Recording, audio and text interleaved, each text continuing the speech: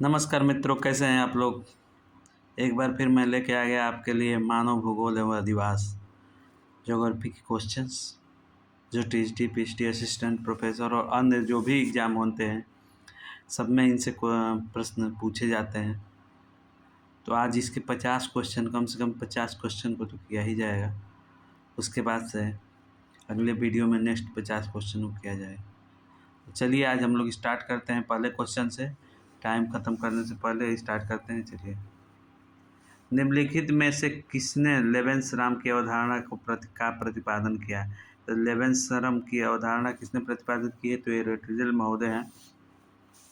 Ratzel के बारे में आइए थोड़ा सा अगर डिटेलिंग पढ़ना है तो पढ़ लेते हैं, एक बार ध्यान दीजिए आप लोग। चलिए देखते हैं। फ्रेडरिक रेटजल ने लेवेंसराम की अवधारणा का प्रतिपादन किया। फ्रेडरिक रेटजल महोदय ने क्या किया है? लेवेंसराम अवधारणा का प्रतिपादन किया है। रेटजल प्रथम भूगोलवेत्ता थे जिन्होंने भौगोलिक अध्ययन में मानव की स्थायी और महत्वपूर्ण स्थान प्रदान करने का अग्रणीय कार्य किया है। कार्ल हाउसहॉफर 1924 में मुंचेन विश्वविद्यालय में भूगोल के प्रोफेसर नियुक्त हुए। कार्ल हाउसहॉफर का भी ध्यान रखिएगा, पूछा जाता है। 1924 में मुंचेन विश्वविद्यालय में भूगोल के प्रोफेसर नियुक्त हुए थे। इन्होंने भू राजनीति के क्षेत्र में विशिष्ट योगदान दिया है। डब्ल्यू क्रिस्टालर द्वारा केंद्र स्थल का स्थान का सिद्धांत है। क्रिस्टालर का केंद्रीय स्थल सिद्धांत प्रतिपादन किया। यह सिद्धांत दक्षिण जर्मनी की बस्तियों को अध्ययन पर आधारित था। मेगालोपोलिस शब्द का सर्वप्रथम किसने प्रयोग किया? तो मेगालोपोलिस शब्द का सर्वप्रथम प्रयोग किसने किया? जीन गाटमैन ने किया हुआ है। अगला क्वेश्चन भी देखें तो इसमें पूछ रहा है कि लेवेंसराम की संकल्पना किसके द्वारा प्रस्तुत की? तो पीछे आप लोग पढ़े, रेटजल के द्वारा प्रस्तुत की गई है। नेक्स्ट क्वेश्चन हम लोग देखते हैं कि इसमें क्या है। अगले में नेक्स्ट क्वेश्चन में पूछ रहा है कि कार्लीटर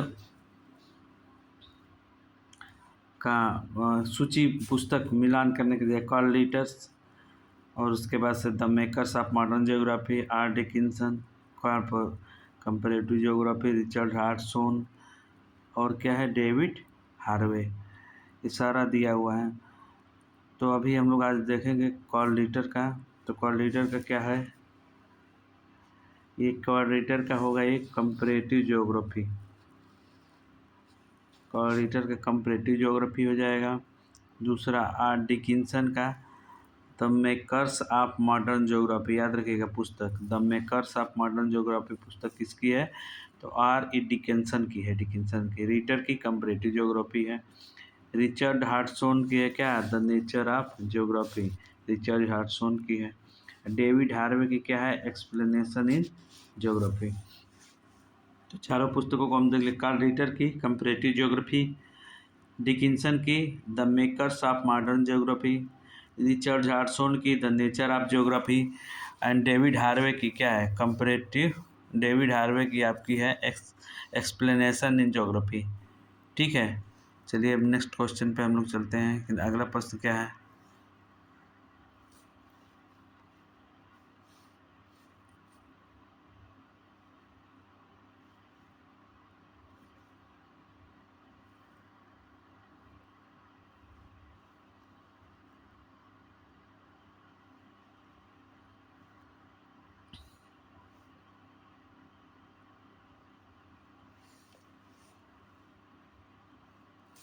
देखिए नेक्स्ट क्वेश्चन है हमारा, निम्न विद्वान और उनके मॉडल दिया है, कौन कौन सा किसका मॉडल है। ठीक है, तो सबसे पहले क्या दिया है? विद्वान का नाम है मेडॉल, क्या इनका संचयी कारण मॉडल है। बाउडविले का परिवहन मॉडल है। रिमर का केंद्रीय उपांत मॉडल है। फ्रेंक निर्भरता मॉडल है। तो इसको देखते हैं। तो मेडॉल का क्या है? संचयी कारण मॉडल, ये सही है। बाउडविले का परिवहन मॉडल है। फ्रीडमैन का केंद्रीय उपांत मॉडल और फ्रैंक का निर्भरता मॉडल है। अगला क्वेश्चन देखते हैं, निम्नलिखित में से किस भूगोलवेत्ता ने परिमाणात्मक क्रांति को गृह युद्ध का नाम दिया? तो परिमाणात्मक क्रांति को गृह युद्ध का नाम देने वाला भूगोलवेत्ता है वो डडले स्टैम्प है। ठीक है, परिमाणात्मक क्रांति को गृह युद्ध का नाम डडले स्टैम्प ने दिया। नेक्स्ट क्वेश्चन हम लोग देखते हैं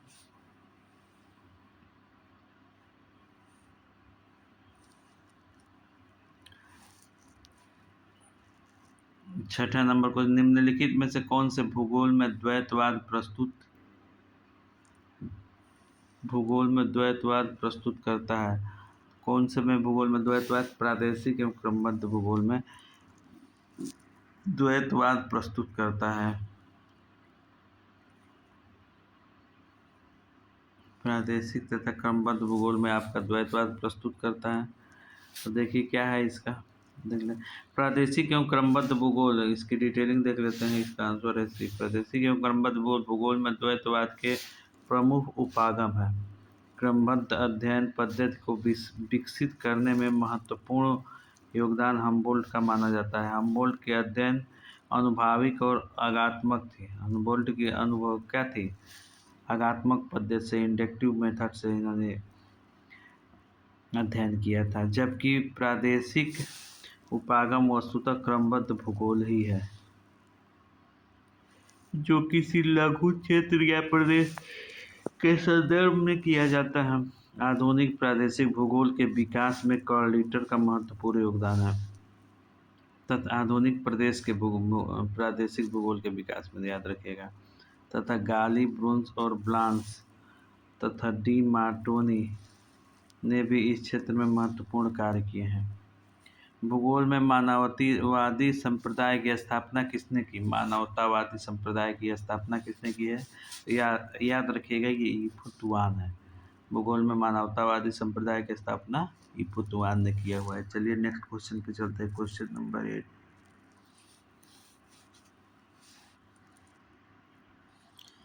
चलिए देख लेते हैं भूगोल में मानवतावादी संप्रदाय की स्थापना, इसके बारे में डिटेलिंग देख लेते हैं। तो भूगोल में मानवतावादी संप्रदाय की स्थापना ईपू तुआन ने की थी। भूगोल में मानवतावाद का सर्वप्रथम आरंभ स्थूल रूप में 20वीं शताब्दी के पूर्वार्ध में ब्लास के नेतृत्व में फ्रांसीसी भूगोलवेत्ताओं द्वारा किया गया था। ब्लास द्वारा प्रतिपादित विशिष्ट जीवन पद्धति में संभववाद मानववादी उपागम में विशिष्ट स्वरूप है। जबकि जूलियन वोल्पर्ट, विलियम किर्क, कॉक्स, गोजिल, गुडी एवं प्रेड व्यवहारवादी उपागम के विकास में महत्वपूर्ण योगदान दिया है। ईपू तुआन ने सर्वप्रथम मानवतावादी शब्द का प्रयोग 1976 में किया, 1976 में किया, याद रखिएगा डेट। अब अगला क्वेश्चन पूछ रहा है मानवतावाद के विचारधारा का प्रतिपादन किसने किया है? तो शायद आप जान गए, ईपू तुआन ने किया है। निम्नलिखित में से किस भूगोलवेत्ता ने मानवतावादी दृष्टिकोण को स्थापित किया? तो ईपू तुआन आप जाने गए हैं। भूगोल में मानवतावादी विचारधारा किसने किया है? तो टॉन ने किया है। टुआन, इसी को लिख दिया है, टुआन को टॉन।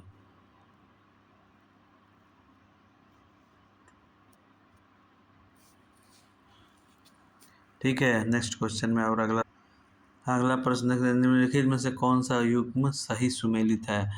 अल-मसूदी, अल-बख्शी, अल-बिरूनी, इब्न खाल्दून। इसमें से देखना है कि कौन सही सुमेलित नहीं है। तो अल-मसूदी की कौन सी पुस्तक है? ये देखेंगे। अल-बख्शी की कौन सी पुस्तक है? किताबुल असलाक। अल-बख्शी की पुस्तक है किताबुल असलाक है। अल-बिरूनी की है किताबुल हद, ये भी सही है, मिला हुआ है। इब्न खाल्दून की पुस्तक है अल मुकद्दिमा, ये भी सही है। ये वाला अल-मसूदी का जो है रूट्स एंड रिल्म, ये सुलेमित नहीं है, क्योंकि अल-मसूदी की पुस्तक कौन कौन सी हैं? तो सोने की चरागाह एवं जवाहरातों के खाने। सोने की चरागाह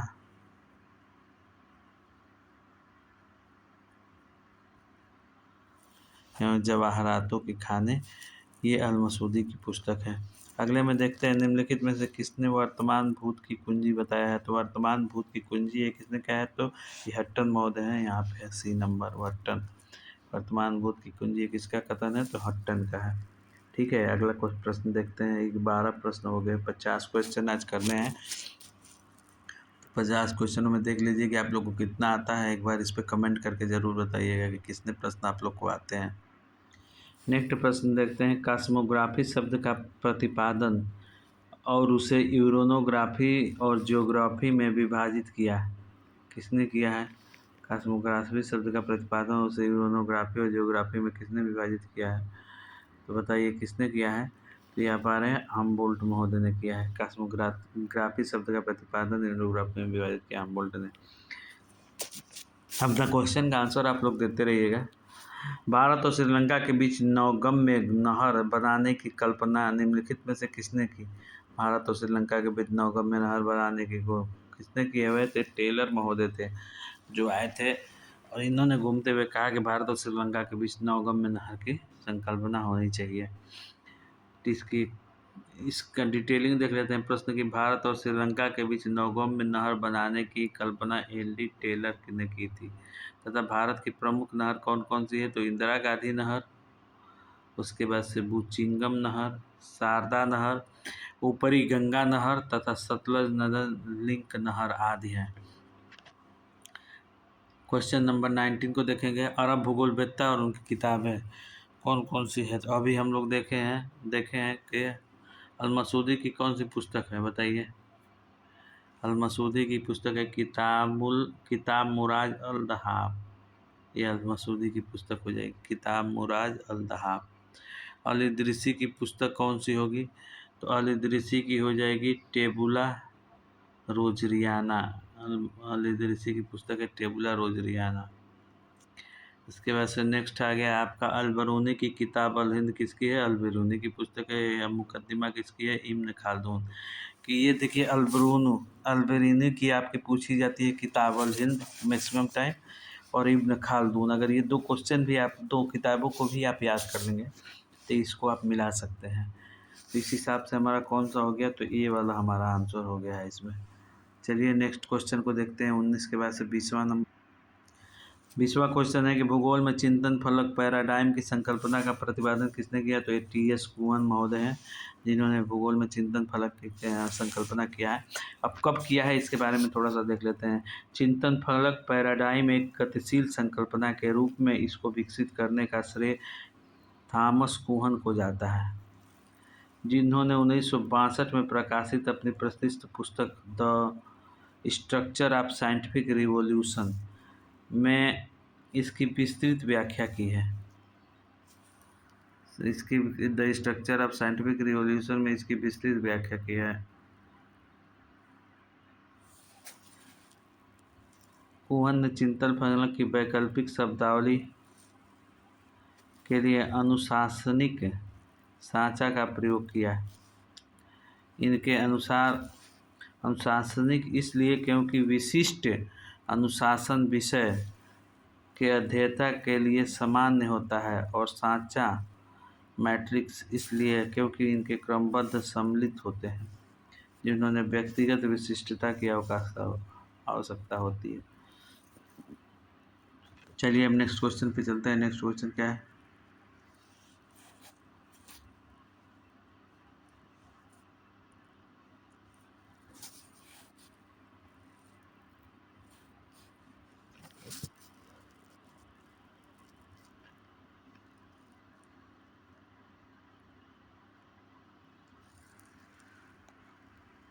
नेक्स्ट क्वेश्चन है ये आपका निदर्शन की अवधारणा किसने दी? निदर्शन या पैराडाइम की अवधारणा किसने दी है? तो ये कुवन महोदय का है, ये आप पीछे ही पढ़ लिए हैं। निम्नलिखित में से कौन स्थानिक संगठन और राष्ट्रीय विकास के बीच संबंध होता है की अवधारणा को प्रतिपादित किया है? स्थानीय संगठन और राष्ट्रीय विकास के बीच के संबंध को किसने प्रतिपादित किया है? तो ये फ्राइडमैन है, फ्राइडमैन महोदय ने। एक बार फ्राइडमैन के बारे में भी देख लेते हैं। फ्राइडमैन ने अपनी स्थानिक संगठन और राष्ट्रीय विकास के बीच संबंध होता है। फ्राइडमैन ने स्थानिक संगठन और राष्ट्रीय विकास के बीच संबंध होता है कि अवधारणा का प्रतिपादन किया। टाफे ने 1970 में बताया कि आज का भूगोल मानव समाज स्थानिक संगठन का अध्ययन है जो प्रतिरूप तथा प्रक्रमों में व्यक्त होता है। ओमेडियो गालेज अपनी पुस्तक साइंटिफिक रीजन इन ज्योग्राफी में 1975 में बताया कि भूगोल केवल स्थानिक विविधताओं के कारण बताना नहीं है।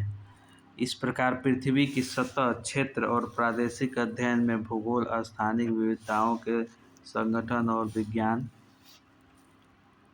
बन गया है। भूदृश्य की परिमार्जन में मनुष्य अंतिम कारक है, ये किसका कथन है? तो भूदृश्य का कथन है। ये किसका है? तो सावर महोदय का है। तो कार्ल सावर महोदय ने ही भूदृश्य संकल्पना का प्रतिपादन किया था तो भूदृश्य के परिमार्जन में। और ये कब दिया था? तो ये 1925 में दिया था। 1925 1925 में भूदृश्य की संकल्पना कर दिया था। चलिए 23 क्वेश्चन हो गए।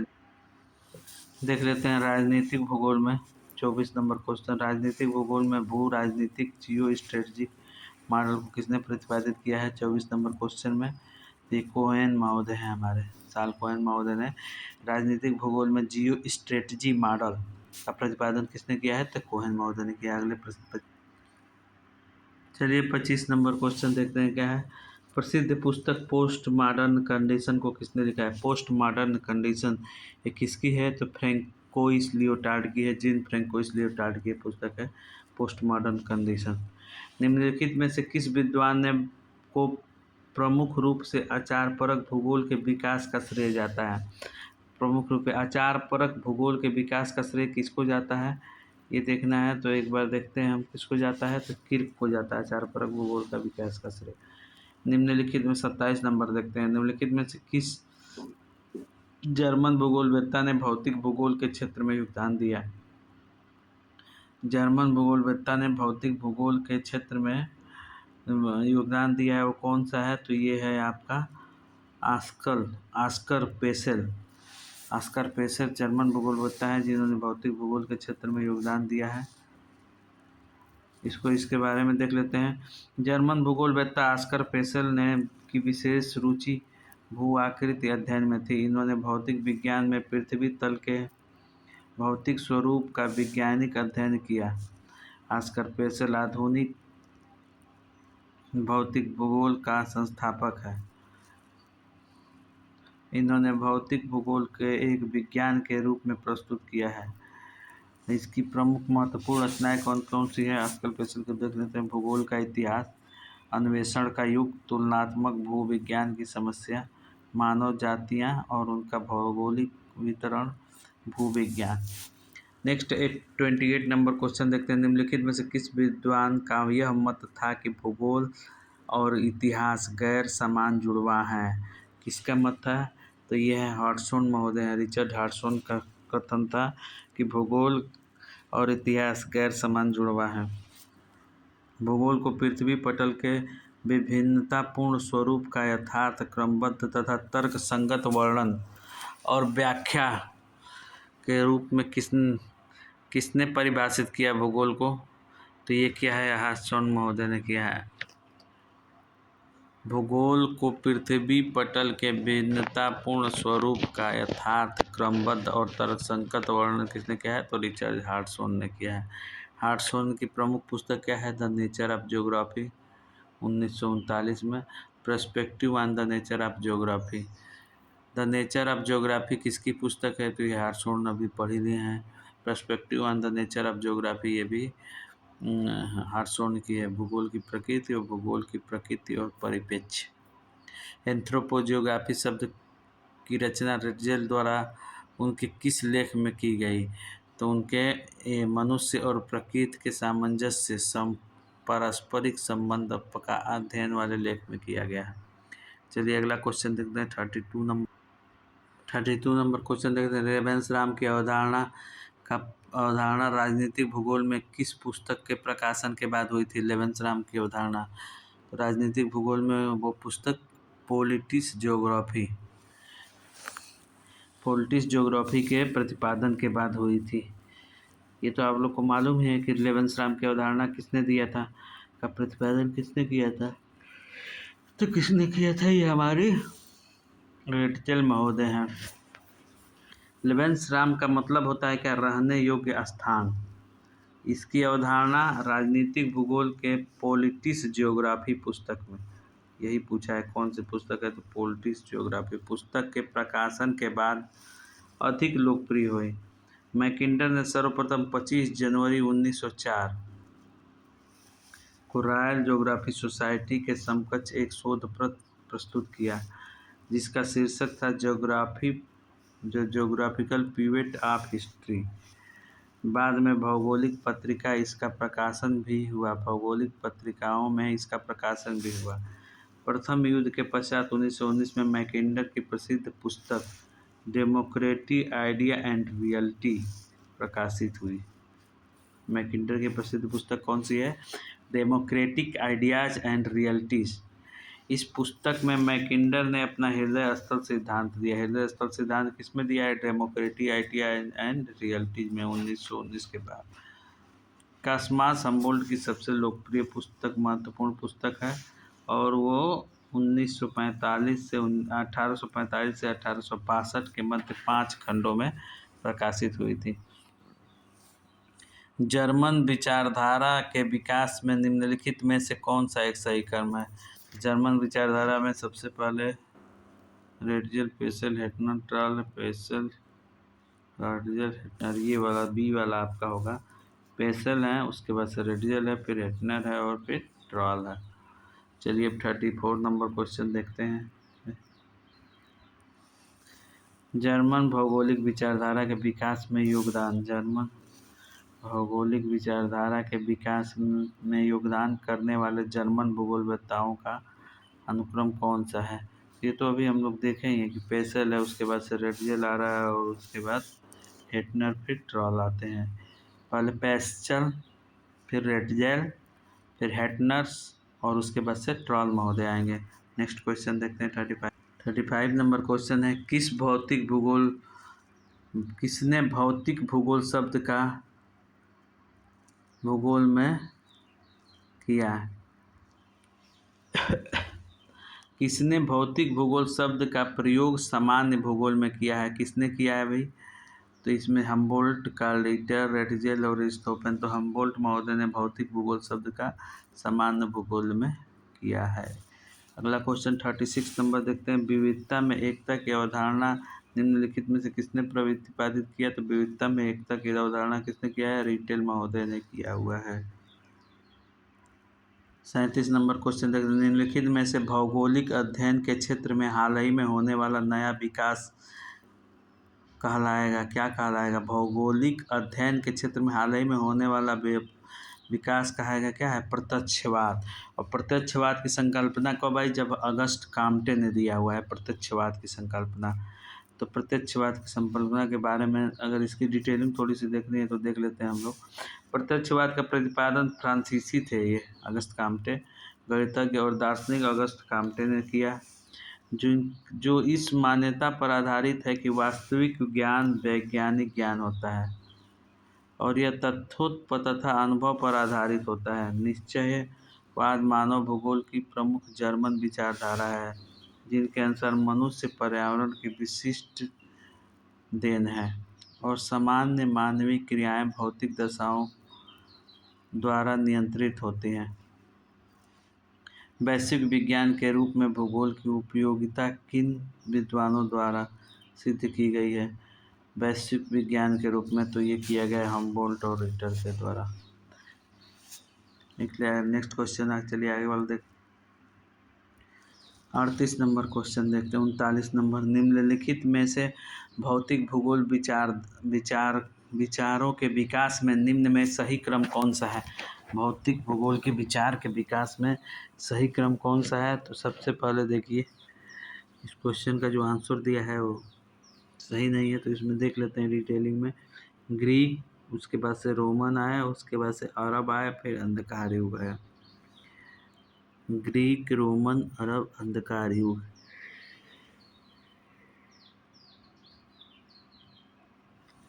ग्रीक, रोमन, अंधकार युग, अरब, इसमें भी उल्टा हो जा रहा है। ग्रीक, उसके बाद से रोमन, उसके बाद अरब और अंधकार युग, ए वाला सही है। नेक्स्ट क्वेश्चन में देख लेते हैं, ये विद्वान और उनकी मान्यताएं कौन कौन सी हैं? तो गिब्सन, गुएल, पीट, राउंड एंड किर्क। देखिए गिब्सन किस के प्रतिपादक थे? तो यथार्थवाद के प्रतिपादक थे गिब्सन महोदय। उसके बाद से गुएल किसके थे? तो आदर्शवाद के थे। पीट महोदय किसके प्रतिपादक हैं? पीट महोदय अतिवाद के प्रतिपादक हैं। राइट एंड किर्क व्यवहारवाद के प्रतिपादक। किर्क किसके प्रतिपादक हैं? तो किर्क और राइट दोनों हैं व्यवहारवाद के प्रतिपादक। यथार्थवाद के कौन है? गिब्सन महोदय हैं। आदर्शवाद के गुएल्क हैं और पीट हैं अतिवाद के। ये सारा आपको याद होना चाहिए इसी समय पढ़ते ही समय। चलिए नेक्स्ट क्वेश्चन।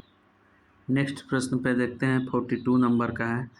निम्नलिखित में से किसने मेंटल मैप की अवधारणा? मेंटल मैप को सबसे बढ़िया आप मेंटल में क्या है भरा हुआ है? तो गोल्ड भरा हुआ है। बस एक चीज़ याद रखिएगा, गोल्ड। और गोल्ड जहाँ भी दिखे उसको आंसर मार दीजिए गोल्ड। किसके मेंटल में गोल्ड भरा होता है? तो औरतों के, लड़कियों के दिमाग में गोल्ड भरा होता है। कि सोने के बहुत प्रिय होती हैं वो, और चाहते हैं कि कितना न सोना मुझे मिल जाए। तो सोना उनकी, गोल्ड उनकी प्रिय वस्तु होती है। बस याद रखिएगा कि लड़कियों के दिमाग में क्या भरा है? गोल्ड और मेंटल मैप, और वो उसका क्या बना के रखती हैं?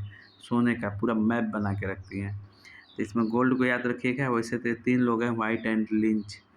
गोल्डन मैप में गोल्ड, वाइट, लिंच। इसको मेंटल मैप को कहते हैं मानसिक मानचित्र, और इसका अध्ययन 1973 से 1977 के मध्य किया गया।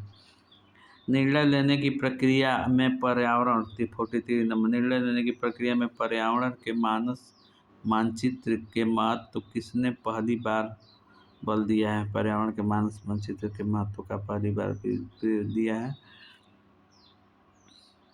मानसिक मानचित्र। क्या बोले हैं कि मानस मानचित्र जब भी कहीं भी आ जाए तो कौन आ जाएंगे? गोल्ड महोदय आ जाएंगे। इसी को मेंटल मैप कहते हैं। यहाँ सीधे गोल्ड महोदय को।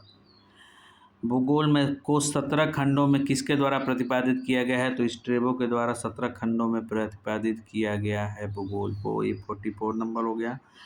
टोटल 50 नंबर क्वेश्चन हम लोग को करना है। 44 नंबर हो गया। आगे का क्वेश्चन देखते हैं। चलिए नेक्स्ट अगला क्वेश्चन देखते हैं। निम्नलिखित में से कौन मानवतावादी भूगोल के प्रतिपादक हैं, समर्थक हैं? तो हैरिस, ब्लास, गुएल्क, रेटजेल और ले एंड सैमुअल। तो कौन कौन से हैं इसमें? पहला एक तो हैरिस है मानवतावादी का, दूसरा है आपका गुएल्क है, और तीसरा है ले और सैमुअल्स। तीनों ये हैं क्या है? मानवतावादी भूगोल के प्रतिपादक हैं। नेक्स्ट क्वेश्चन देखते हैं 46। किस मध्ययुगीन भूगोलवेत्ता ने टालमी के कार्यों में व्यापक सुधार किया है? तो कौन से हैं? अल इदरीसी महोदय हैं, जिन्होंने टालमी के कार्यों में बहुत व्यापक सुधार किया है। कभी भी आज टालमी के कार्यों में किसने सुधार किया है? अल इदरीसी। निम्नलिखित अरबी विद्वानों में किसने टालमी की पुस्तक में सुधार किया है? तो ये सीधे अल इदरीसी। आप लगा दीजिए। 48 नंबर में आ जाइए। निम्नलिखित विद्वानों में किसने सर्वप्रथम वैश्विक रणनीति दृष्टि model, global strategic blue model प्रस्तुत किया है? कौन किया है? महान महोदय हैं। वैश्विक रणनीति ग्लोबल स्ट्रेटजिक ब्लू मॉडल दृष्टि मॉडल प्रस्तुत किया है किसने? एटी महान महोदय ने।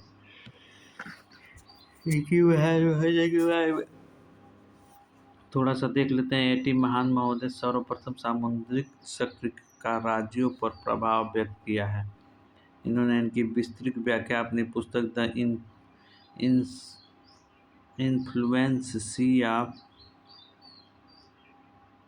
पावर अपॉन हिस्ट्री, जिसका प्रकाशन 1980 में हुआ था। सर्वप्रथम वैश्विक रणनीति दृष्टि को विकसित किया इन्होंने। कौन से? तो महान महोदय होते हैं। 48 क्वेश्चन हो गए। 2 क्वेश्चन और हमको करना है। चलिए कर लेते हैं। अब ये टॉप 50 क्वेश्चनों की सीरीज में हम लोग का ये सेकेंड लास्ट क्वेश्चन है। निम्न प्रसिद्ध निबंध exceptionalism in geography a methodology examination किसके द्वारा लिखा गया है? निबंध का नाम क्या है?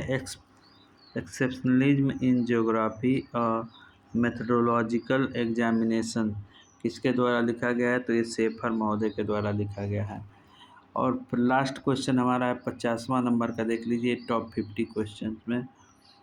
तो निम्नलिखित में किसने भूगोल में उत्तर आधुनिकवाद के विकास में योगदान दिया है? उत्तर आधुनिक भूगोल बाद में विकास दिया है तो इस सोजा एडवर्ड सोजा ने दिया है। उत्तर आधुनिकवाद के विकास में किसने दिया है तो एडवर्ड सोजा ने दिया है। ये आपके टॉप 50 क्वेश्चन हुए किसके, मानव भूगोल के।